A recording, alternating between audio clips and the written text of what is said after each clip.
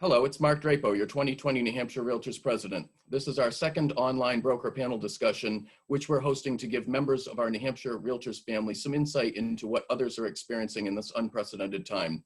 We're hoping to provide an informal but robust conversation among our panelists and myself as to what they're seeing in the industry. I'm going to ask each of our guests to introduce themselves, after which I've got a few questions to prompt some dialogue. So without further ado, thank you all for coming, and we'll start with Adam Dow. All right, thank you. My name is Adam Dow. I work in Wolfboro, New Hampshire. I work for Keller Williams, and I also run a team of about 20 with agents from ski country to the seacoast, so broad spectrum of the real estate market. Great, thank you, Adam. And Debbie? Hi, I'm Debbie Ball. I'm the managing broker at Coldwell Banker Realty in Derry, and I serve on the legal committee at the state, and I have probably 46 agents in the office. Great. Thank you, Debbie. Alan? My name is Alan DiStasio. I'm the Chief Operating Officer for Four Seasons Sotheby's International Realty here in New Hampshire and Vermont. We have 5 offices in the state with roughly 84 agents, and we also encompass the resort markets as well as the Upper Valley and Southeastern New Hampshire. Thank you. Thank you, Alan. And Adam Gaudet? Hi, I'm Adam Gaudet. I am the broker owner of 603 Birch Realty out of Chester, New Hampshire. I am the president at the Seacoast Board of Realtors and first vice president at NHAR. Well, thanks again to each of you, and let's jump right in. Yesterday, I was able to speak with NAR's chief economist, Lawrence Yoon, who reflected a very authentic optimism because he believes so strongly in the fundamentals of the economy. He called it a pause in the housing market, and he expects a very dramatic recovery at the end of this year and into 2021. Do you share Dr. Yoon's optimism? I don't mind stepping in. I do to a degree. I think that there's definitely going to be a rebound. I'm not sure how big it's going to be. And I base my opinion on the activity we have continued to see right through this pandemic. Thankfully, Governor Sununu was smart enough to allow real estate to function as a necessary business. I think that's helped a lot. But I think it's going to depend upon how quickly people can get back to work, ultimately, is what it's going to come down to. Great. Someone else want to speak to that question? I think part of what feeds into it is we can all remember the last downturn, and that last downturn was partly our fault. We had people getting loans that shouldn't get loans. We had people that were not putting any skin in the game. They were getting 106% financing. I think I heard one statistic that right now, or right before the coronavirus hit, we had $3 trillion in equity. So if you think about the homeowner of today versus 2009, the homeowner of 2009 may have just got 106% financing. Their job is either lost or depreciated, and they've got no skin in the game in their house. So they could just throw the keys back to the bank and say, here, I don't want this house anymore. Whereas right now, people might be using the equity that they've gained in the house because either they had to put 10 or 20% down and the housing market has improved. So they're not going to walk away from that equity. So you're not going to see a huge wave of foreclosures just because people don't have any skin in the game. Thank you, Adam. Good point. Anyone else? I do agree. I think I'm a little bit optimistic that we're going to have that second spring market. I think although the inventory has been drastically reduced, I do still think there are quite a few buyers out there. And I think with interest rates low, as long as, people get back to work fairly quickly. Good point. So here's a scenario. A consumer contacts you and indicates that they've expressed some interest in selling their primary residence. They also express some health concerns about the COVID-19, and they ask if they should wait or if now is a good time to sell. How do you respond to them? I'll take this. I've definitely had this happen already. And definitely my first approach is validating their feelings and saying, listen, we do this on your timeline, and I can come in and value your house when you're ready for that. But just know that we're not going to force you to sell your house right away. Just it's all at your own comfort, and then just have policies in place within your office of when we take a listing, who's coming through the house, have we seen a pre-approval, have they driven by it, have they reviewed all the disclosures, those sort of easy upfront steps that can just make a seller feel like you're thinking ahead and you're putting their safety first. I think one of the I think things it's- that there's two. Go ahead. Go ahead. Go ahead, Go ahead, Alan. I was just going to say, I think it speaks to a seller's motivation as well. We all know that the first showing is online, and I can attest to the fact that our online viewings have actually gone up significantly in the past month. So I think if someone does have to sell, or they need to sell for a certain lifestyle change or purpose, that putting it off doesn't make a lot of sense. And there's just less competition right now, and we certainly see buyers are looking. So. But I definitely agree with Adam that you have to put the client's risk tolerance first.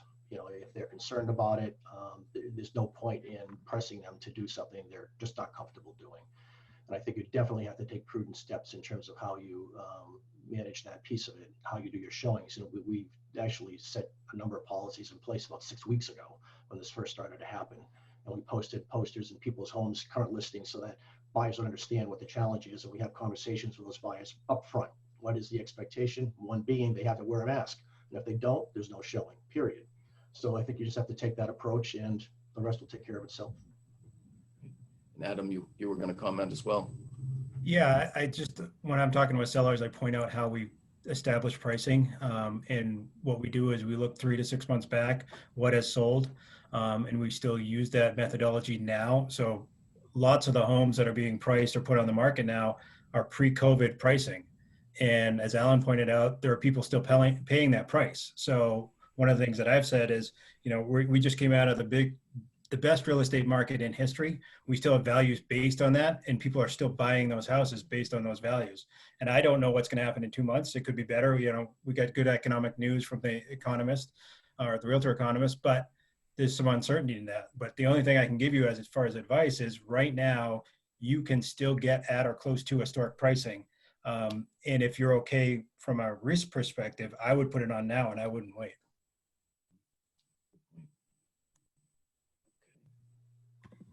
I do agree also. I think it's obviously up to the seller and their comfort level with, allowing showings. But I think basically you can start by meeting with the seller virtually and really letting them know how we're marketing their houses today. And, between online videos, and the buyers are always starting their search online. And along with, pre-qualifications, we want the buyers pre-qualified before they even take the time to walk in a house. With all of the Matterport, we're seeing more of those right now. So I think really educating the seller of what the process will be and how you will market their home online. And we've touched on this a little bit. What has your experience been with the prevalence of virtual showings? Are those showings leading to offers? Absolutely. We've had a couple of just virtual viewings only, full price cash offers, no contingencies, not even a contingency to see the home. So we have seen a bump in that. Is it going to be a significant piece of the business moving forward? Of course not. But under the circumstances, I think people are adapting to the technology and doing what they have to do to make their life decisions. Yep. Anyone else using that technology? Yeah, when this was coming down, I went out and bought a 360 camera, and using it for, and I've always used professional photography, but I think just having that technology to show the outside or show the view from the end of a dock, or a lot of the things that people would want to do and come up and see for themselves. I have 2 sets of pictures. I've got a set of pictures for online that shows the best parts of the house, but then I have a set of pictures like the scary basement, or the things that the inside of the barn, things like that. So when someone expresses interest and they don't have the ability to get up here, I say, all right, well, here's the second set of photos, and these are the things that you would have seen in person, and be able to have everything. And I wasn't a big fan of Matterport originally, because I think that people would think that they've done a showing. They had everything they needed to make a decision. And I would rather somebody come up and look at the house for themselves to make the decision. But now the whole thing is flip-flopped. We've got people that are in quarantine or may have a health issue, and now we need to give them as much information virtually as we can so they can make a decision from their house. So I've gone 180 degrees and bought a 360 camera. To that point, I feel like our job 6 months ago was get as many people through the doors, because honestly, financing was easy enough. If they weren't pre-approved, there's a good chance, even if they were renting for $2,000 a month, that they were going to get pre-approved. So whether they were pre-approved or not, it was less important then. It was like, get all the eyes in here. Let's bring them in. Let's bring them in. Now we're more like, hold up. We want to make sure that we're qualifying people and make sure that they're serious and that they're actually interested and they've reviewed everything. Definitely a change in the cycle, hasn't it? And we also have agents who are talking with their buyers on Zoom or Teams, and then getting a list of what properties are and previewing them first, maybe doing Facebook Live or Skype with the buyer at the time of the showing, and kind of trying to eliminate the amount of homes the buyer has to enter, and then waiting till the one that they want to see, and then going to see that. Yeah, and Dr. Yoon touched on that yesterday as well. A lot of the buyers are looking at 1 or 2 homes now and making a decision versus, as Adam said, looking at 10 homes. They wanted to see everything in their price range. So they're really narrowing down their search significantly before they actually go into the property. And I think that's some reassurance to the sellers as well. The foot traffic will be reduced from where it would have been 6 months ago, like Adam said. Are you seeing a change in the second home market yet? I'm seeing a change that people are using their second homes. Like I see a lot of lights that usually on this time of year. And I think the entry level second home, there are certainly people that are in our feeder market of Massachusetts. They're coming up and they're ready to get that place on the lake. Their European vacation has just been canceled, or their lifestyle has been changed, and they've got friends that are up here and at their lake house. So I think that there's a lot of people that are now thinking about a second home in New Hampshire versus travel or things like that. I haven't seen, I don't know, Alan, if you've seen, but I haven't seen a whole bunch of the upper tier second home, but certainly the second home market is very strong. Yeah, the more what we would call moderate price ranges are certainly more active, no question about it. Some of the sight unseen transactions we've done have been for metropolitan New York, and they've been in that 500 to million range, not over $1 million. I got a call from a dentist who was trapped in his New York apartment. Just, he's a skier, outdoorsman, and just sitting there. He probably called me 3 or 4 times a day for 4 days, just because he was just trapped. He's like, I don't want to be in this position again. Like, I'm going to buy something once I can leave my house. I think that's, there's a lot of lessons to be learned from this, as there were after 9/11 and certainly after the 08 Great Recession. And I think one of them is that people are going to realize that, yeah, you know what, I can be functional out of the office a few days a week. So why do I have to necessarily live so close to a metropolitan area? I think that there's more value raising a family to be in a little more, maybe rural setting or suburban or very rural. I think you're going to see some of those decisions being made, that they can certainly commute a couple days a week and telecommute a couple days a week. So I think that there's a lot to be learned from this, and I think people are going to adapt as we move along. Yeah, I agree with that. I think as New Hampshire realtors, we're in a good position because people in major cities are reevaluating things. I got a call this morning from somebody in New York, not even right in the city, but a little outside. And he literally said, I'm desperate to get out of New York. And he's going to have me video tours, send them to him. I'm sure we'll make an offer. He probably won't even see the place. So, and he actually said, I'll live in a condo. I have 3 kids. I'll live in a 2-bedroom house. I want to get out of here. So, that is awful. But then also just the, realistic side of it, as New Hampshire realtors, there are people that are going to move to New Hampshire as a new home for them. Good point. I think one other point to that is, you've got thousands of people that are being forced to work from home, and lots of companies that are forced to make them productive. When we talked to people last year and they were working from home, it was in the sense of, I get to work from home, or I'm lucky, I get to work from home. So there was a benefit to that maybe not all could consider or utilize. But now, if the companies can have productive people in the workforce from home, now they don't have to pay for the big, large office buildings, heating, AC for these giant things. So you have, and I've found just with my team, the office meetings with the Zoom meeting, I find our meetings are shorter. I find they're more productive. There's more agenda items. There's less kind of the dilly-dallying of meetings that can happen. So now you've got this whole workforce of productive people. If I can now work from home, am I going to work from Massachusetts and in it close to the city, like Adam said, or am I going to move up to the Lakes region or in Portsmouth or where have you? There are going to be some changes that came out of this that are going to stay in place after the pandemic issue is behind us, no doubt. Yeah, what's the percentage of people that are going to return to the office? It's not 100%. Is it going to be 80%? Is it going to be 60? Who knows? Right. Even the hospitals are considering that, now they're beginning to really adopt telehealth. And I think you're going to see more of that as well. My wife works at DHMC over here, and they have patients that drive an hour and a half, 2 hours for a half an hour session or maybe an hour session. So at the end of the day, I think telehealth is going to become a bigger piece, and that's all tied into the same concept. Yeah. Changing gears a little bit with the next question. Obviously, the federal government rolled out a number of relief programs. Have you or your agents in your office applied for any of the SBA's PPL or EIDL programs? And if so, what have been the results of those applications? We did. We were approved. We expect to have the money in the bank today, and we absolutely are going to use it to the benefit of our employees. We have roughly 45 employees in the company because we also we have 12 offices in Vermont as well. And at the end of the day, we didn't want to lay anybody off. But before this really became an issue, we did roll back everybody about 20% roughly. And, that was with the intent to make sure that we were going to be in a good position moving forward. So we absolutely, the last thing we want to do is furlough anybody. So we didn't, and we have no intention to. And frankly, we're doing well enough that we don't have to, but we want to make sure that we retain those employees. They're all valuable to us. They're the engine that makes the whole thing work. And at the end of the day, we want to make sure that they're taken care of. So we were very proactive about that, and we were successful. The PPP is what we actually ended up getting approved for. Okay. Adam?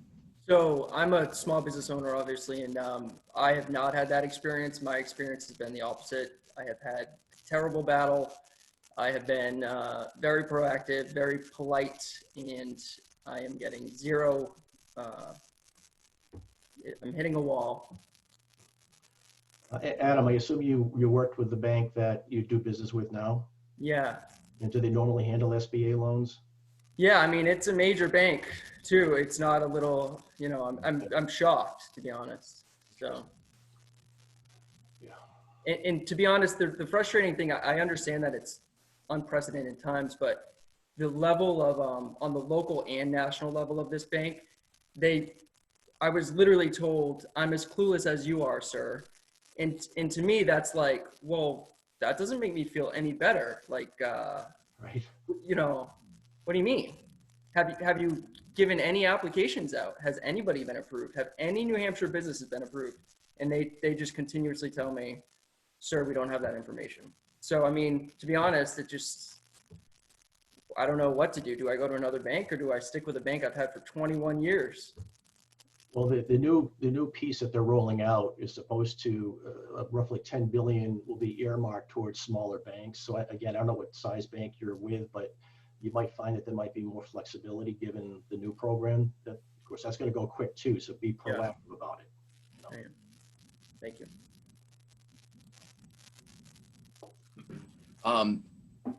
Are you seeing agents voluntarily withdraw from the industry and seek unemployment benefits? No, not at this time. A couple have applied for unemployment benefits, but only because of their reduced income. And it's been a very, very small number in our company, very small. Yeah, and I think that's a testament to the strength of the marketplace. Like if people were seeing people or not seeing people buy homes, and they're afraid that when this lifts, that it's not going to come back, or if there was a lower level of confidence in our particular business or our service, you would see more people scrambling for the unemployment and the different programs. But when we list a house, it sells if it's priced correctly. So there's not as much of urgency to go after you're probably seeing the people that leave. This is an industry that has people come in and go out, and we're seeing a lot of people enter the industry because it was so good for so long and still is. So, but I think it's more because of that than the corona. Are you seeing any kind of slowdowns in the transactional process as far as with getting an appraiser in, any title issues? I know a lot of the title companies are doing drive-through closings now. Any issues with the transaction process taking any longer than it normally would? That would be COVID related? We haven't seen that at all, no. The appraisers are, we've had some that are going into the property as long as the sellers doesn't have a problem with that. We've had some drive-bys, but not really any extensions in commitment that I'm aware of. That's encouraging, because a couple of weeks ago we were hearing, because of the low interest rates, the refinances were bogging down the lenders, and it was possibly showing some effect on the new purchase transactions. So that's good to hear that it hasn't been. Well, I think it's the expectation that you give to the buyer. If you tell the buyer it's going to happen in 30 days, then there's all kinds of problems. What if you say it's going to be 60 days, then Yeah. the expectation that's laid out.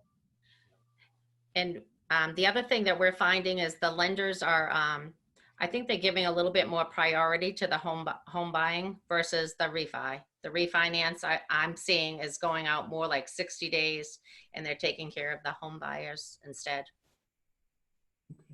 Keeps the economy moving, keeps the transactions moving as well. Talk to me a little bit about what your individual markets, you know, I looked at my individual markets that I follow earlier today and went 4 days worth of history. And I think I had, I don't know, 13 new listings come on. And in the same time frame, the properties that went under agreement were in the 30s.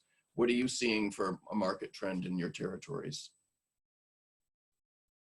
I think it's, we cover a fairly broad area, roughly 5 counties in the state, but generally, yeah, it's been very strong. There were 73 new listings and 188 going under agreement in our marketplaces. So I think you're, you know, that's just in 4 days as you requested. So yeah, it's not bad. I mean, all things considered, you know, we can't really complain. Well, and Alan, those numbers are being bogged down by the things that aren't coming on the market that would have. Exactly. I don't know what towns I've got listed, but I've got new 23 and under contract 31. So things are going under quick, and we have people that are hesitating for certain reasons. And you know, I've had people call and say, I'm going to wait till this subsides because I'm assuming that there's nothing happening, and we have to educate and say, no, you know, let's do this. Mhm. I also had a pretty broad area. I think I had 2 counties, and I had 22 new listings with actually 2 days on the market and 16 under agreements. Yeah, and I looked at Rockingham for that past 4 days, and there was 54 new with 40 under agreement. So they're moving. Yeah, so that really speaks to the question when the consumer calls you and says, should I wait, or are properties selling now? I think it's fair to say across this panel, properties are outselling in most cases the amount of inventory that's coming on. And we went into this with a low inventory to begin with. So Exactly, it just exacerbated the whole problem. yeah. How are you balancing safety with continuing to do business? And you can be a little more detailed if you'd like, because I think that this is an important thing to get out to our membership and to the public as well. Well, we actually had our administrators, we closed our offices early before either state said you should stay at home. We just decided that it was not in their best interest to expose our employees or our associates to each other and to potential clients. So we closed early. And so the first problem that we had to deal with was, you know, how do we, you know, process escrow checks, of course. And so we spent a lot of time just figuring that piece of it out. And then once we ironed that out, we dug deeper into how are we going to just actually conduct showings? How are we going to, you know, facilitate buyers walking through folks' homes? So we created a showing poster that we put in each of our listings that basically outlined what the expectations were, and we gave our associates good guidance in terms of what the buyer should be doing. For instance, they shouldn't be touching anything in the home. They need to wear a mask. If there's no mask, they're not allowed to see the property. One at a time, no children, no pets. They shouldn't be driving with each other in the cars. The showing agent, usually it's our listing agent, is responsible for wiping down everything in the house. They're the only people opening anything in a home. I mean, we're taking it to the extreme, you know, just because it's a prudent thing to do. That's the problem with this virus, is that you don't know. You could be asymptomatic and passing it around and have no idea. So we can't assume anything. Even if you ask somebody if they've been ill, they may be asymptomatic and not know that they're ill. So even asking that question isn't going to, you know, help you at all. So it's really prudent to just take every single possible measure that you can. No listing clients in the home either. They all have to leave. Some like to hang around. We try to not encourage that anyway, but certainly that's a non-starter at this point. But providing good guidance and being proactive is the thing to do. And again, to Adam's point, setting those expectations. This is how it's going to work. So you're not at the home of the buyer and they don't have a mask with them, right? You want to make sure that all those expectations are set well in advance. Anyone else? Well, only one little thing to add. We've also talked to people about, because we don't want our business to affect the state. So if somebody's coming up to look at a home from outside of our community, we're encouraging them to get gas at their home, get snacks. Don't come up here and start using other facilities. They're coming up for a purpose, that's to see a house. Let's keep it to that and then have them go home, because we don't want to contribute to anything that we don't have to contribute to. Good point.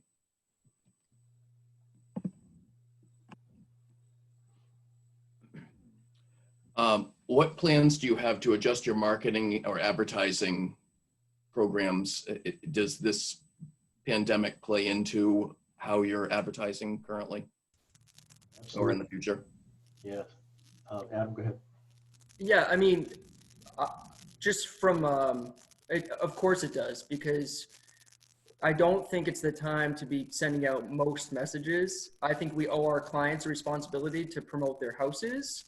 And certainly I'm doing that, but I'm not taking selfies at a property or, it's just not happening right now like that. Yeah, we decided to not advertise listings. We went right to messaging. We wanted to make sure that the public understood that we were really taking this very, very seriously, that their health came first.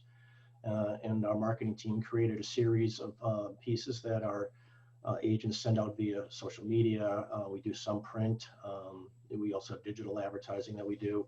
So all of that was really, we jumped on all of that fairly early as well. We're just starting now to get back into it in terms of showing listings, but we'll always have a message along with our listings. So we've taken that sort of approach. And print, frankly, very few people are buying newspapers and holding them in their hands these days. So print has become less effective, and we're just diverting those funds into more social media marketing and digital marketing. We're kind of doing the same thing. Kind of, if the agents don't want to do their brochures, we're promoting extended online ads, the dedicated property website, social media posts, and letting the broker community know what's for sale, and more online than anything. One of the things that in this, you have listings that have been on the market maybe for a little bit. Some of the high-end ones that are unique take a little bit longer to sell. But I'm getting a lot of feedback from those folks that, and like we talked about before, maybe the person that was going to buy the penthouse in New York is going to want to come up here and buy a big farm in New Hampshire. So I'm doing a lot of advertising to that demographic in Boston and New York, just saying, hey, less population density, you want a little bit more elbow room. So because I think that's what people are looking for, and that's what our clients are asking us to do. We want to take what we've been given as far as a marketplace, making sure we're safe, but also getting in front of those folks that are looking to make a change, and making sure that our clients are in front of those people. So and also the other part of it is, when this first hit, we were all kind of deer in headlights. We didn't know what to do. So as agents, we just said, all right, what can we do for our community? We want to have solid relationships with our community, and through that, maybe will come some listings or, buyers or things like that. But if we just take care of other people first. Yeah. So I went out and just started photographing businesses that were shut down with my, I bought that 360 camera. So I did an art gallery. I said, hey, do you want me to just do your whole art gallery so people can walk through it online? So it's just looking for ways to deepen our relationships. It's not just buying and selling houses. It's the relationships we have as community ambassadors. Absolutely. Yeah, that's a great. Do you have any questions for each other, or do you have any best practices or tips that you found in this rather challenging market that we're in, and challenging circumstances that we're operating under, that you'd like to share with each other and to our viewers? Well, if I don't, I think that this is obviously uncharted territory for everybody. And I think that because things change so fast, literally from day to day, sometimes within the same day, you'll get different messaging from the different boards. I think you can't under communicate, in my opinion, right now. I think you really have to stay visible. We started doing town halls with our entire company via Zoom because we were using Zoom anyway because we're spread out all over the place and it's hard for us to communicate with each other. So we had already been using Zoom for a period of time. So we just created a weekly town hall where the entire company comes on and we get great adoption and we're sharing all the latest news. We've been very proactive in terms of sharing information with our associates. We created a COVID specific site on our website within our intranet, the company's intranet. So we have a whole separate section that deals with all the Q&As. We've created Q&As for buyers and sellers, for our associates, for our employees. We've been very proactive in terms of very specific showing instructions, the information from the CARES Act. We had a gentleman speak to our team, as well as Legacy in Maine, Legacy Sotheby's International Realty. We got together and did a Zoom meeting with a gentleman who covered the whole CARES Act for our employees and associates, so they would have a feeling of an understanding of what was happening there. So I think, the more you can communicate, the better. I wouldn't leave anything up in the air, and I think our associates really appreciate it because they, we can all sort of feel like an island sometimes when you're stuck in your home most of the time. So just knowing that we're out there and that we care about them. And I've been calling all of our associates one-on-one just to make sure that they're okay personally, that there's nothing that they're dealing with from a health issue. These are things that you just have to, this is just kind of like our DNA. We just that's our job. Make sure people are supported and that they understand what's going on out there and how we can help them and how they can advance their careers. So that's my best advice in a nutshell. Thank you. I think we've done, we've done a lot of the same thing. We have a COVID site with all of that information on it. I definitely think communication is key. Us with our agents, but also our agents with their clients and their neighbors. So really promoting that. And the other thing I think that the agents are taking advantage of is a lot of virtual learning, virtual education, and not just with the basics with their CEUs, but getting the ABR or the SRES, along with getting more up to date with technology if that's not their strength, whether it's Instagram or doing video or whatever. So I really think that everyone's taking advantage and trying to work on their profession.